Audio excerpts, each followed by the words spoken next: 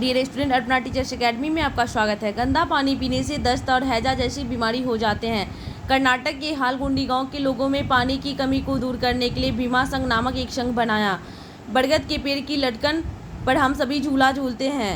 ये इसकी जड़ें हैं, वे टहनियाँ से निकलती हैं और बढ़ते बढ़ते ज़मीन के अंदर चली जाती है। ये मजबूत खंभों की तरह पेड़ को सहारा देती है। दूसरे पेड़ों की तरह ज़मीन के अंदर भी बरगद की जड़ें होती है। ऑस्ट्रेलिया में एक पेड़ पाया जाता है जिसका नाम है रेगिस्तानी ओक।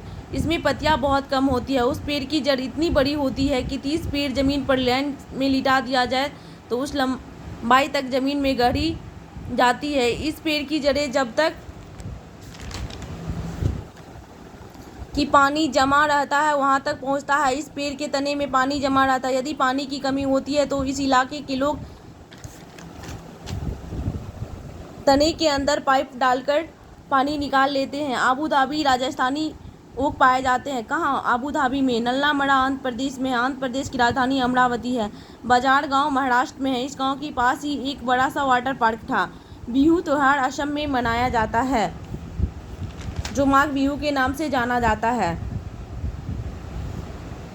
लंगर, गुरुद्वारे में एक साथ मिलकर खाना पकाने और खाने को लंगर कहते हैं। तंदूर में क्या सेकी जाती है? तो रोटी सेकी जाती है।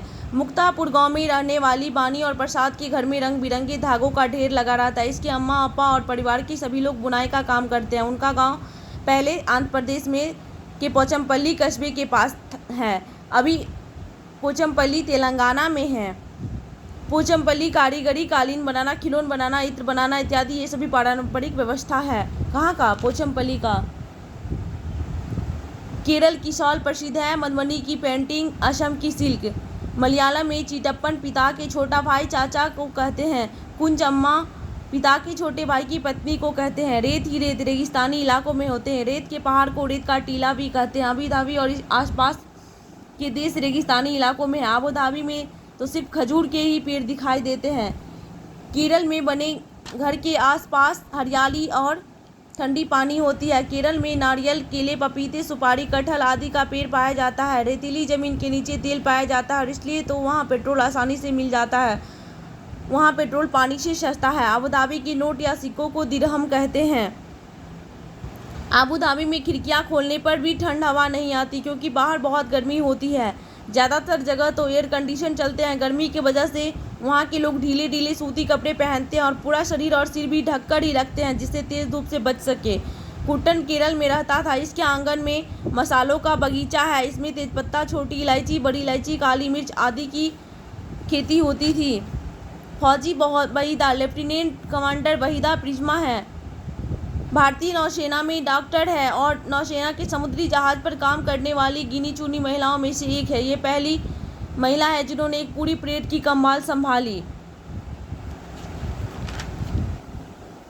जानवरों में भी देखने, सुनने, सूंघने और महसूस करने की शक्ति होती है। कोई जानवर मीलों दूर से शिकार देख सकता है तो कोई हल्की से हल्की आहट को भी सुन सकता है।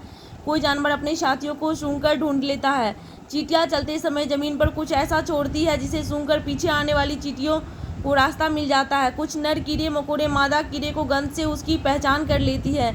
एक कुत्ता दूसरे कुत्ते को मलमूत्र की गंध से जान लेता है कि उसके इलाके में बाहर का कुत्ता आया है।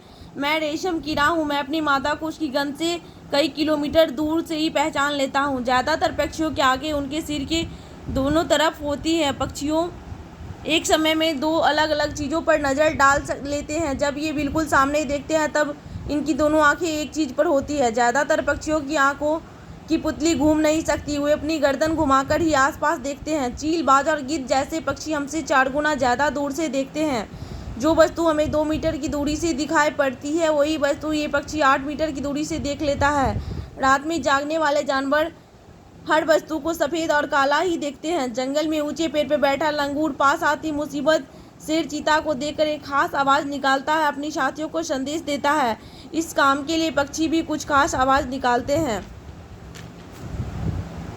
दुश्मन के लिए एक तरह का आवाज़ और ज़मीन पर चलने वाले के लिए दूसरी तरह का आवाज़ चाहे किसी भी जानवर ने निकाली हो, एक ही इलाके में रहने वाले बाकी सभी जानवर चेतावनी बड़ी आवाज़ में सचेत हो जाते हैं। कुछ जानवर तूफान या भूकंप आने से पहले ही अजीब हरकत करने लगते हैं। सर्दियों के दिनों में अचानक ही छिपकलियाँ कहीं गुम हो जाती है। स्लॉथ यह भालू जैसा दिखते हैं पर भालू नहीं है। ये दिन के करीब 17 घंटे पेड़ों से उल्टे से लटक कर मस्ती से सोते हैं। ये जिस पेड़ पर रहते हैं उसी पेड़ के पत्ते खाकर पलते हैं। जब वे अपने पेड़ का सारा पत्ता खा लेते हैं तभी पास के पेड़ पर जाते हैं। पूरे जीवन में लगभग 40 वर्ष के लाइफ में ये मुश्किल से 8 पेड़ों पर ही घूमते हैं।